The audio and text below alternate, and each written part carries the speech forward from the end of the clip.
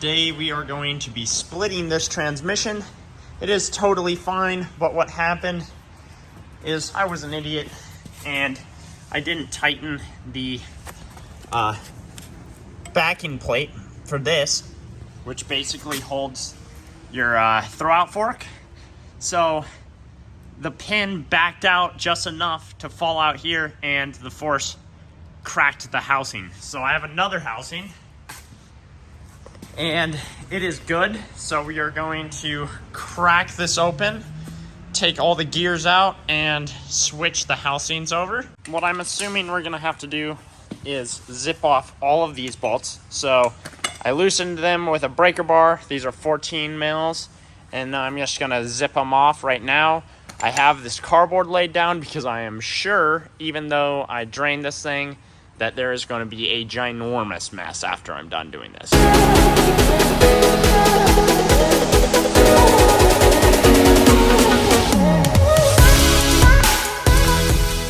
Got the back housing off. It was 9 bolts. There's 2 pins, one right here, one right there, and I just hammered them out.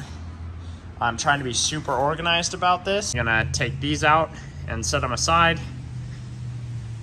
And I am labeling everything and making sure everything is nice and organized because there's a lot of components in these transmissions.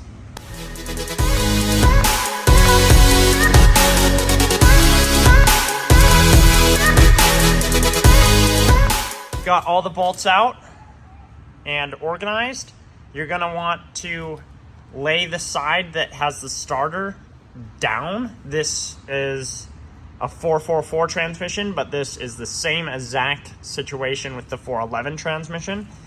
And why you want to do that is because if you did it the opposite way and you pulled it, all your gears are going to fall out on the ground. So you do not want to do that. Everything should be good. I tapped around the whole thing with a hammer and split the seam. Just, you know, there's a gasket in between this so gear oil doesn't drip out. So you got to tap around lightly a couple times and this should separate. It should not be hard. If it's hard, you're doing something wrong and you need to take a little bit more time. But I'm going to try to show separating this transmission on camera. And this is why you want cardboard underneath, because it creates a huge mess.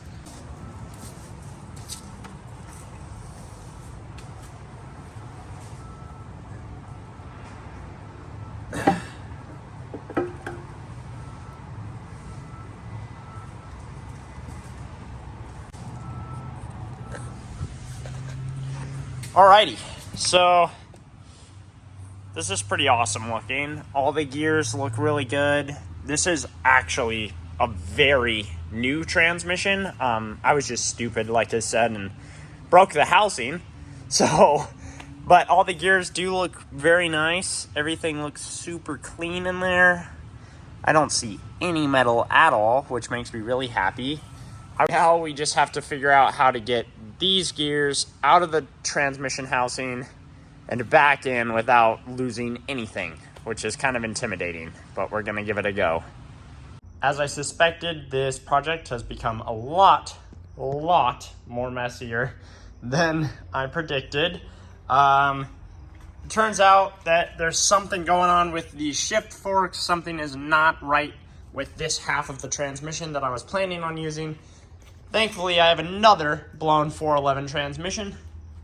I got the internals, they're all good, all check out great. I'm almost to the point where I can tear this apart.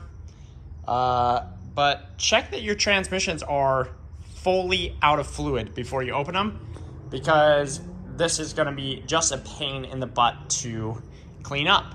I am going to just split the halves, basically pull this out. I believe it's missing first gear.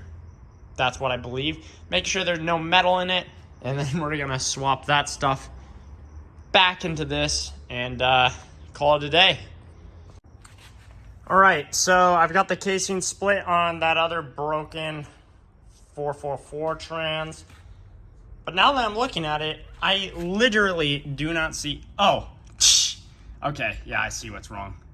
right there. I was looking, I was like, I don't see anything, but yeah, there's some teeth ripped off, so that's really not that bad at all. So we're just gonna take this assembly out, replace this diff, the center diff, and yeah, then we'll put our good stuff in here. But everything else, like the shift forks look good, they look like brand new. So yeah, I'm just gonna take everything out of here very carefully and swap it over and put these halves back together and make a Frankenstein transmission.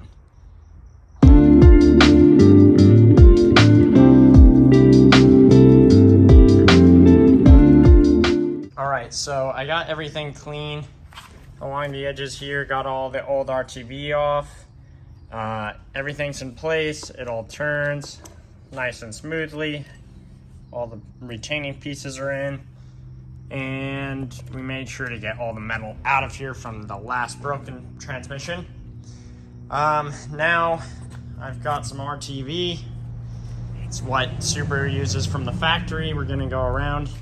I've never done this before, so I hope it doesn't leak, but we're gonna go around. We're gonna seal the housing and start putting this transmission back together. If you have a blown Subaru transmission, give this a try. It's super simple and it really isn't as intimidating as I thought it would be.